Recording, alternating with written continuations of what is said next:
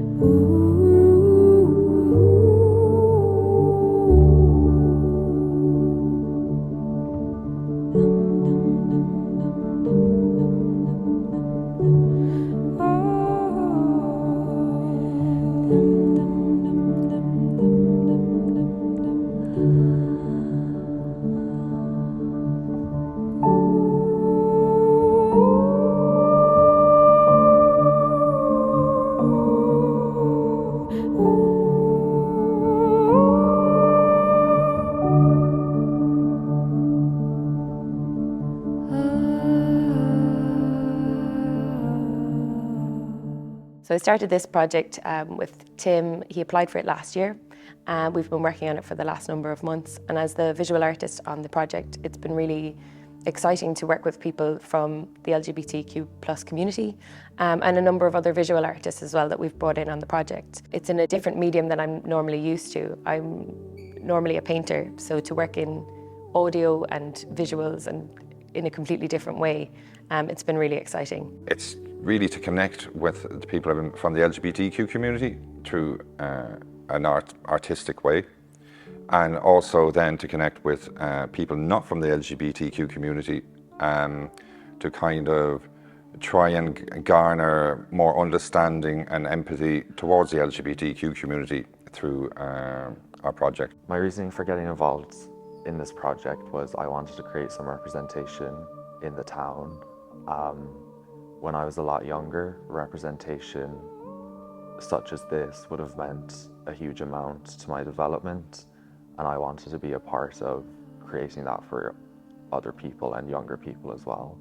We've collaborated with a number of different visual artists, so we have a number of sound pieces which are really interesting. They're people's coming out stories. They're from all different walks of life, and I think it'll be really important for people to listen to these, and it'll create a lot of empathy, I feel. Rochelle reached out to me and was like, oh, can we maybe do an interview of you recording the questions? And I ended up like FaceTiming her, Zoom calling, whatever. And we had I'd say over an hour-long discussion about what it meant to be queer in Ireland and in the world in general, what it was like to come out, even though I personally don't like the word. If you actually see the exhibition, that's a whole part of it that so many people just find it so archaic in a way, because why do I have to come out in any sort of way, because just people assume things. But we had that discussion, and that audio was used in the project, so people can actually listen to our conversation when they come visit here. Sharing my coming out story for the project felt very empowering, knowing that people will hear it, and whether that lets some people understand better or gives power to younger people to do the same, it felt great to be putting it out there for other people for it to affect other people. We've got a lot more artistic elements to the project than the one we initially decided on. So there's great variety there, and hopefully people really connect with it. My notions of what the LGBTQ community was before have totally changed now, and it'll be interesting to see if the project will have that same effect on other people who are coming to the exhibition. And so as we've progressed and communicated more with people from the LGBTQ community, the project has evolved to be quite different from the initial plan we had. So far, my experience of the project has been completely educational for me, as much as being creative. I've learned so much in the last number of months. I've met loads of really amazing people, And I feel like it's something that it'll continue to grow even within my own work. I think it's really pushed me as an artist. I hope people come away obviously being, I suppose, entertained because it's an art piece. I hope they take away something from the visuals, but I really hope that people take away empathy for people and for people to open up their minds a little bit and just have a bit more understanding for different people's journeys.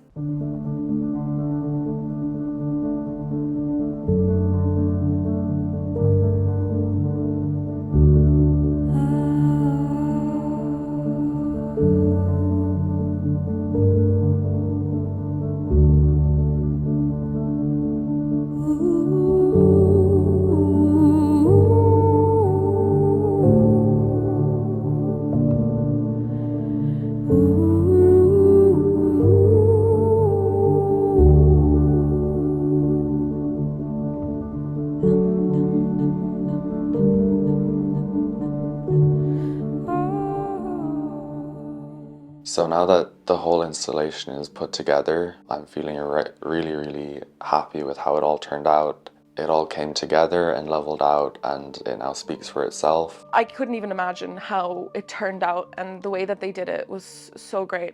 It just turned out so wonderful. And to even just have the ideas thrown in there and see them come to life was really great. So the reception so far has been completely positive. I've had people come up to me and thank me personally for telling my story and bringing this installation to Clorglin because representation matters. A lot of people with the window paint specifically have been really inspired because it is of two queer icons. It's of Oscar Wilde and Panty Bliss. I specifically tried to keep it Irish, that are a part of the community and that were the trailblazers for the whole movement in itself. I had a lady come up to me and compliment directly one of these boards behind me, which one of them is my story. And that just meant a huge amount to me because I poured my soul into this project and there's no better feeling.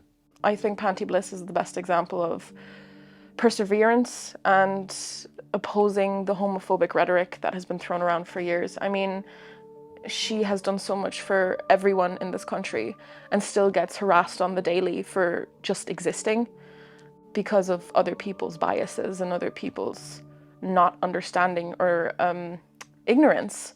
Because it takes 2 Google clicks to figure out what these people are about, listen to an interview, come to an exhibition like this. It's so simple, yet seems so far away for a lot of people.